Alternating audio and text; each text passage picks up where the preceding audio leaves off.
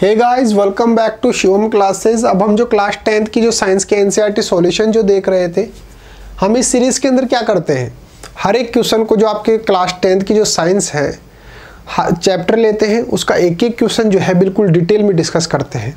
उससे रिलेटेड अगर कोई कॉन्सेप्ट है तो वो कॉन्सेप्ट भी जो है आपको यहाँ पर क्लियर करवाते हैं, ताकि आपको उसका आंसर जो है वो रटने के बजाय आपको जो है उसको समझने में जो है बिल्कुल ईजी रहे। नेक्स्ट क्वेश्चन जो है वो बहुत ज़्यादा इम्पोर्टेंट है। ये न्यूमेरिकल जिससे आपको डर लगता है वो जो है आपका हमारा वीडियो देखेंगे तो वो डर जो है वो ख़त्म हो जाएगा। कैसे हो जाएगा वो देखो। आपको जो है न्यूमेरिकल दे रखा है और जो है आपको अगर क्लास के अंदर नहीं करवाया है तो कोई बात नहीं, यहाँ पर करवा देते हैं। Light enters from air to glass having refractive index 1.5. What is the speed of light in the glass? The speed of light in vacuum is 3×10⁸. हमारे को जो है वो स्पीड ऑफ लाइट जो है वो किसके अंदर दे रखा है, वैक्यूम के अंदर दे रखा है। एक हमारे को रिफ्रैक्टिव इंडेक्स दे रखा है, किसका, ग्लास का दे रखा है। देखो मैं आपको जनरल लैंग्वेज के अंदर बताता हूं क्या हो रहा है। कोई भी यहाँ पे ये कोई है, क्या है, एक बाउंड्री है। इसके इस तरफ तो क्या है, एयर है, और इस तरफ क्या है, ग्लास है। ठीक है, यहां पर एक क्या है, नॉर्मल लाइन है। अब यहां से कोई रे ऑफ लाइट जो है वो एंटर हो रही है। अब जाना तो इसको इस तरीके से चाहिए था, ये इसको जाना चाहिए था, ये होना चाहिए था, इसका पाथ होना चाहिए था।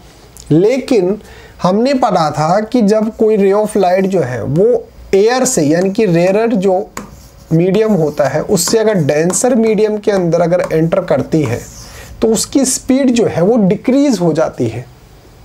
और डिक्रीज होने की वजह से ये जो है वो नॉर्मल की तरफ बैंड हो जाती है। ये नॉर्मल लाइन है ना, इसकी तरफ बैंड हो जाती है। यानी कि जाना तो इसको इस तरीके से चाहिए था, लेकिन ये इस तरीके से जो है वो नॉर्मल लाइन की तरफ बैंड हो जाती है।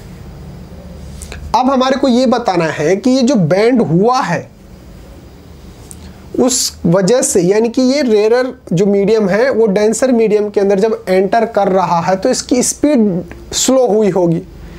भाई देखो, यहाँ पे एयर है, यहाँ पे ग्लास है, यहाँ पे एयर के अंदर पार्टिकल जो होते हैं वो दूर दूर होते हैं, तो यहाँ पे स्पीड ऑफ लाइट जो है वो बहुत ज़्यादा होगी। जो हमारे पास जो हम यहाँ से लाइट डाल रहे हैं उसकी स्पीड जो है बहुत ज़्यादा होगी, क्योंकि पार्टिकल्स दूर दूर है।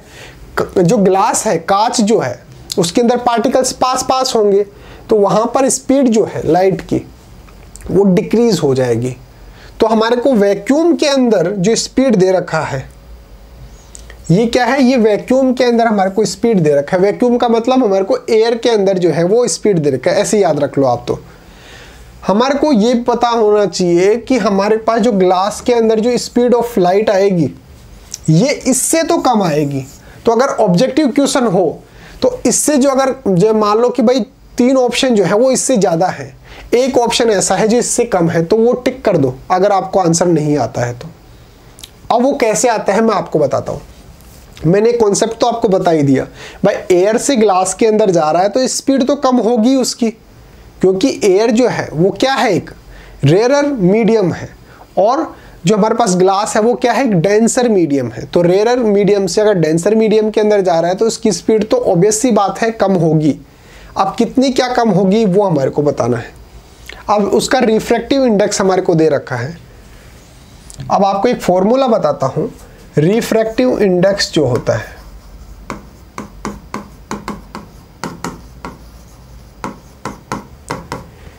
Refractive index is equal to speed of light जो है वो in vacuum. Speed of light in vacuum पूरा नहीं लिख रहा हूं, speed of light in glass पूरा आप लिख लेना। रिफ्रैक्टिव इंडेक्स जो है वो किसके इक्वल होता है, वो speed of light in vacuum और speed of light in glass. ठीक है, अब हमारे को रिफ्रैक्टिव इंडेक्स दे रखा है, क्वेश्चन के अंदर रिफ्रैक्टिव इंडेक्स दे रखा है कितना, 1.5 दे रखा है। और वैक्यूम के अंदर हमारे को स्पीड दे रखी है कितनी, 3 × 10⁸ ठीक है। तो हमारे को क्या दिखाना है, speed of light in glass. Speed of light पूरा लिख देना, speed of light in glass. अगर मैं इसको यहां पर ले जाऊं, इसको यहां पर ले जाऊं, तो क्या हो जाएगा, speed of light in glass is equal to 3 ×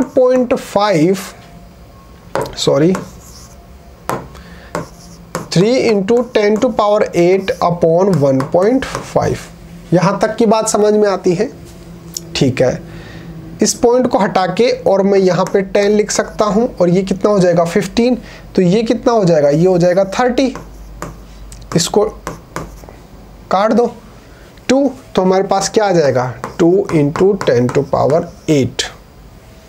मैंने आपको बताया था कि भाई ग्लास के अंदर उसकी स्पीड जो है वो डिक्रीज हो जाएगी। पहले स्पीड कितनी थी, 3 × 10⁸, अब स्पीड कितनी हो गई, 2 × 10⁸।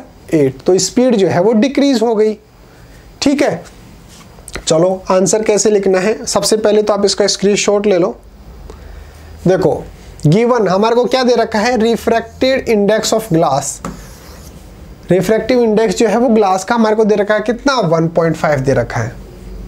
फिर speed of light in vacuum हमारे को कितना दे रखा है, 3 × 10⁸ मीटर प्रति सेकंड पर सेकंड, ठीक है। हमारे को क्या कैलकुलेट करना है, speed of light in glass. फिर मैंने आपको फॉर्मूला बताया, we know that refractive index of a medium is equal to speed of light in vacuum upon speed of light in medium. मैंने आपको ये फॉर्मूला बता दिया। फिर मैंने इसके अंदर वैल्यूज पुट कर दी। Speed of light in vacuum जो है हमारे को दे रखा है 3 × 10⁸, मैंने लिख दिया। और रिफ्रैक्टिव इंडेक्स ग्लास का जो है हमारे को 1.5 दे रखा है। मैंने इसको तो यहाँ पर लिया और इसको यहाँ पर लिया, तो speed of light in glass जो है वो किसके इक्वल हो गया, 3 × 10⁸ अपॉन 1.5। यहाँ से पॉइंट हटा के और मैंने यहाँ पे 10 लिख दिया, तो यहाँ 10 × 3 ये कितना हो गया 30, और यहाँ पे कितना है 15, इससे काट दिया 2, देखो यहाँ पे 30 हो गया, और इसको जो है वो 15 से डिवाइड कर देंगे तो कितना हो गया, 2 × 10⁸ मीटर पर सेकंड। तो हमारे पास ये क्या आ गया, ये speed of light in glass जो है वो हमारे पास आ गया कितना, 2 × 10⁸ metre per second. Speed of light in glass is 2 × 10⁸ metre per second. ये हमारे पास जो है वो आ गई किसकी स्पीड, लाइट की स्पीड आ गई, किसके अंदर, ग्लास के अंदर आ गई। तो मैंने आपको जो है वो यहां पर समझा दिया बिल्कुल आराम से। देखो यहां पर मैंने क्या बताया, एयर है, एयर से ग्लास के अंदर जो है कि रेरर मीडियम से डेंसर मीडियम की तरफ जब गया, पहले वैक्यूम में था अब ग्लास के अंदर गया, तो स्पीड तो डिक्रीज हो जाएगी उसकी, ये तो हमारे को पता है। अब कितनी डिक्रीज होगी, मैंने जो है फॉर्मूला बताया, refractive index is equal to क्या होता है, speed of light in vacuum upon speed of light in medium. तो 1.5 is equal to 3 × 10⁸ upon speed of light in glass.